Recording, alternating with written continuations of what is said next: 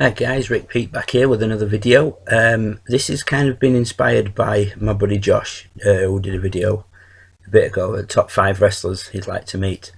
I was sort of sat reading the Bret Hart Hitman biography last night, and there was a lot of mention obviously of the tag teams in the 80's.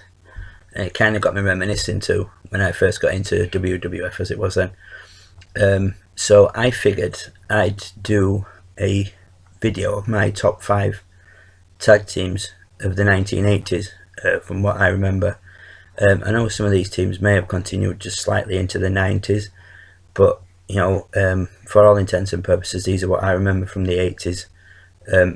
Even if it's just the late 80s, you know, bordering into the early 90s. These are the 5 tag teams that I really remember from the 80s.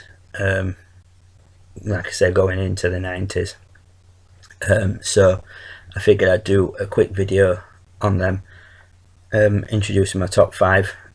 So without further ado, let's get on and start the countdown.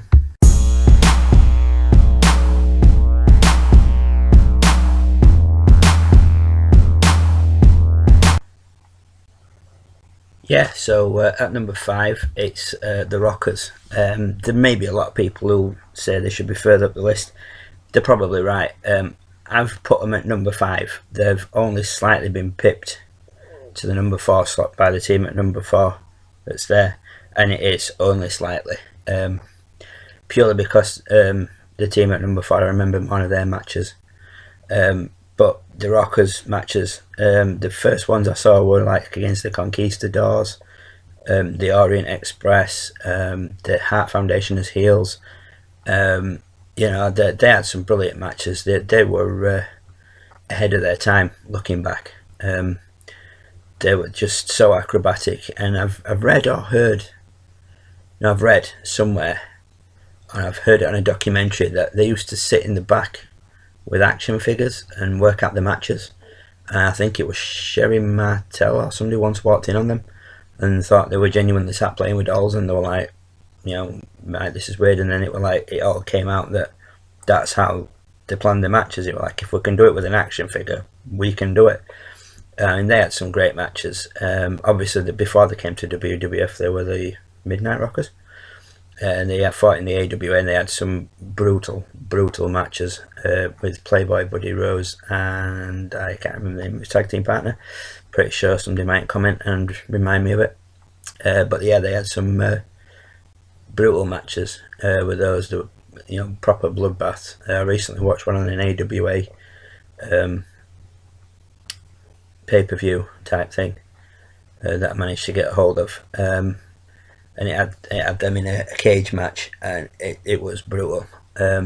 But this countdown's about WWF. So yeah, I remember the matches against, like, a lot of matches seem to be against the Orient Express. That's mostly where I remember them. Obviously, I think it's Shawn Michaels' biography mentions about the match they had with the Hart Foundation, where they won the belts, but it actually never became official.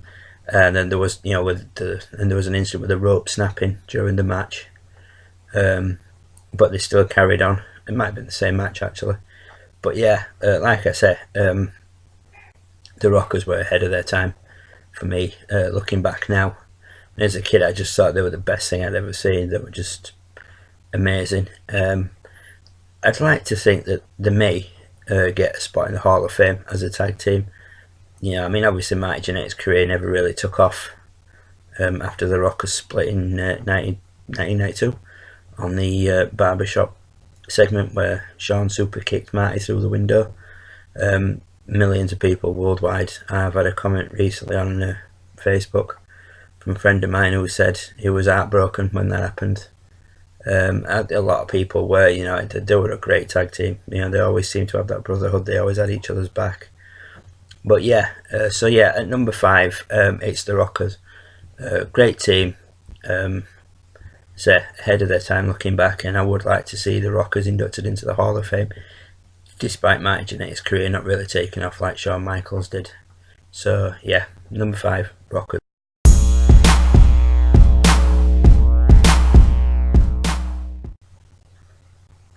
So number 4, as you've seen, is Demolition. My favourite Demolition lineup was obviously the original Axe and Smash.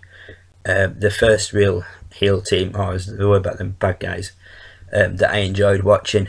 You know, heavy rock music entrance, you know, the face paint, the masks and the leather studded costumes, which now as an adult I sort of question it were a bit, you know, gimpish, but back then, you know, it was awesome. You know, they just looked so intimidating. They had loads of great matches with some of my other favourite tag teams of the time, which obviously they will get mentioned in this video. They were just amazing. Crush joined, giving them that option. I do believe though that outside of the story, Crush was brought in as Axe was sort of getting a bit like suffering from his health, so they were trying to put him as more of a manager role. Let Smash and Crush do the wrestling and Axe be the manager type third guy at ringside. Definitely deserve a spot in the Hall of Fame, and I'm surprised they haven't been put in by now, either just as Axe and Smash or as all three. You know, I was absolutely like over the moon when they turned face, or you know, good guy as it were, when I was a kid. When they were betrayed and it was Fuji left them and went to manage the Powers of Pain. So in one pay-per-view, two teams had a complete turns. One went from heel to face, which was Demolition. The Powers of Pain, which went from face to heel. Yeah, I just remember them becoming good guys and heel faces, sorry. And it was just, you know, the best. You know, it was like, yeah, now you know, they're going to go after them, and they did. And they had a massive reign, tag team championship reign. I think 478 days. I googled that. I knew it was a long reign. I'd read it and I remember them seeming to have the belts forever when I was a kid. But I googled it and it was 478 days as tag team champions. You know, it just goes to show just how well they did, how much, you know, business they brought in and everything for the WWF. So yeah, I mean, that alone surely should get them in the Hall of Fame. You know, I'm sure I'm not the only fan, and I'm pretty sure I've heard friend Josh mention in his videos about when he's mentioned Demolition that they should be in the Hall of Fame. Correct me if I'm wrong, Josh, but I'm pretty sure I've heard you say that. If not, I apologise. But yeah, they definitely deserve a spot in the Hall of Fame. It's got to happen soon, you know. So yeah, number 4 in my top 5 is Demolition.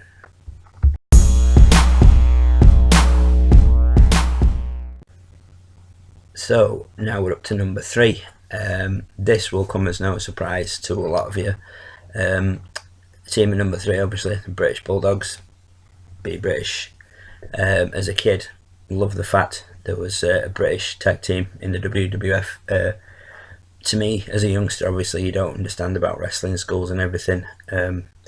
So there were 2 English guys wrestling the WWF. Brilliant, you know, and what more, they were champions. Great matches with the Hart Foundation when they were heels. The Hart Foundation were heels. Obviously, that goes back to their days in Stampede Wrestling together. You know, the fact that they're all sort of into married, and you know, so Davey and Dynamite were cousins. They're married into the Hart family. So you know, there's obviously that connection, which obviously led later on to the new Hart Foundation. But yeah, Bulldogs, absolutely brilliant. Watching them when they did promos, I don't remember them doing many, but when they did, there was, for me as a kid, there was a weird feeling of familiarity. You know, it's like, it's an English accent. It's you know, a Manchester accent. It's something I'd heard before and I was used to. It made a change from, you know, the usual American ones, or you know, the occasional French Canadian ones, or you know, mostly American though. So to hear an English accent on the screen, it were nice. But yeah, the first match I saw the Bulldogs was SummerSlam '88, which if you've watched some of my earlier videos, you will know that was the first WWF VHS I owned. My nan bought me it for my birthday one year. Watched that tape so many times. Still have it to this day. Won't part with it. Won't part with any of my WWE VHSs. But yeah, and I think that 20-minute draw at SummerSlam against the Rougeaus. I believe it was the Rougeaus. Obviously, as I bought more WWF VHSs and recently DVDs, I've got to see some of their earlier matches. So it's all the way through. I mean, I've never faulted. I've always loved the Bulldogs. I liked them both individually as well, both Dynamite and Davey Boy.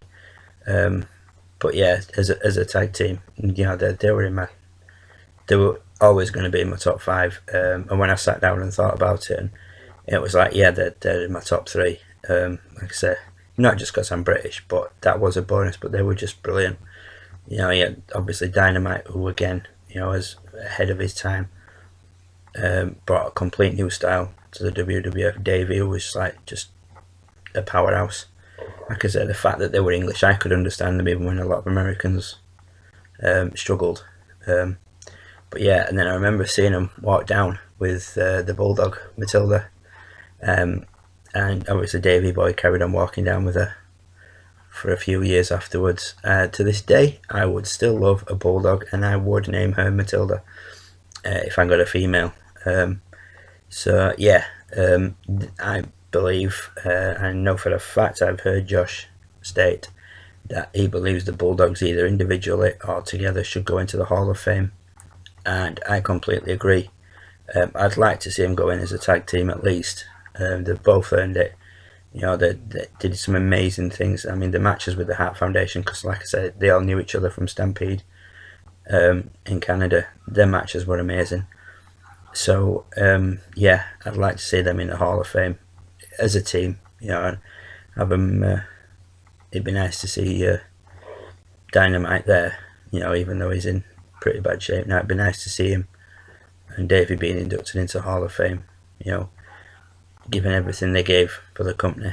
They may not have always done everything legit backstage. Obviously they both had issues with steroids and what have you, but that aside, they were a great team. And so, yeah, number 3, and deserving of a place in the Hall of Fame in my opinion, it's the British Bulldogs.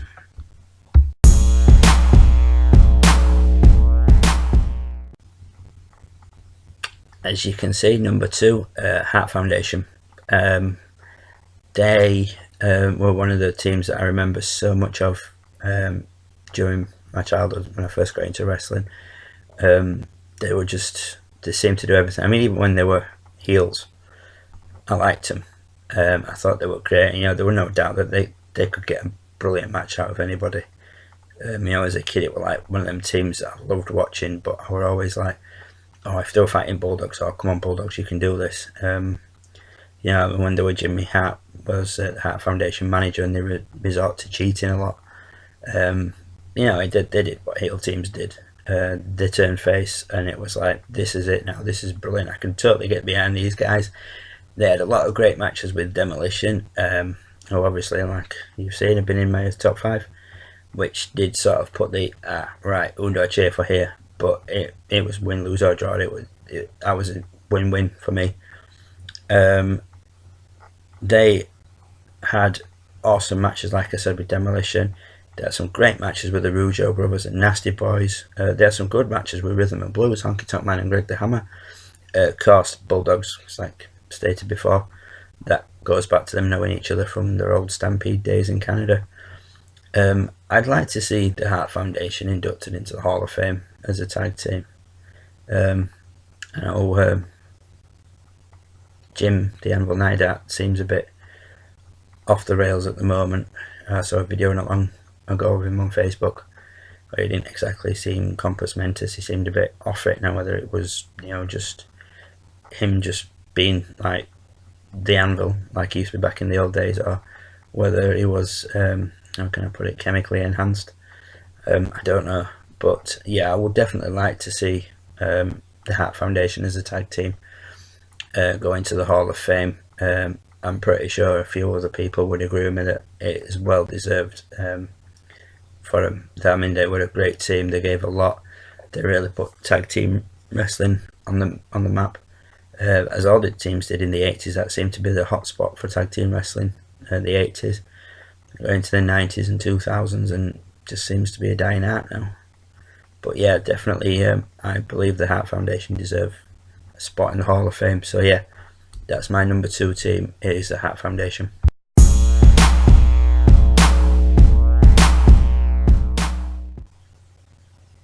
So here we are at number 1. As you can see, the number 1 choice is the Legion of Doom. It was a tough top 5 to choose. Some of them, it's very, very fine, like I said, between the Rockers and Demolition, who came 5th, who came 4th. It was close between Hart Foundation and Legion of Doom, who came 1st. But as a child, I just remember the Legion of Doom just being my all-time favourite tag team of that era. Our first time I saw them, they walked down, spiked shoulder pads, face paint, and just the sheer size of them. It was like, wow, these guys mean business. And they did. I mean, obviously they came into the WWF from other organisations where they were known as the Road Warriors. But, I remember first seeing them as LOD. It's only as I've got older I managed to track down old footage that I've seen them as the Road Warriors, and got the Road Warriors DVD. But yeah, they were just amazing. I mean, their original run, the matches with Demolition for the tag titles, the matches with the Powers of Pain, which I think LOD were the only team I'd seen that could really match them both size for size. Like Demolition had Crush, who could match them for size, but Smash always seemed to, and I know he's not a small guy, but he seemed smaller. But LOD were the team that I just remember just matching everybody who were bigger than them size for size.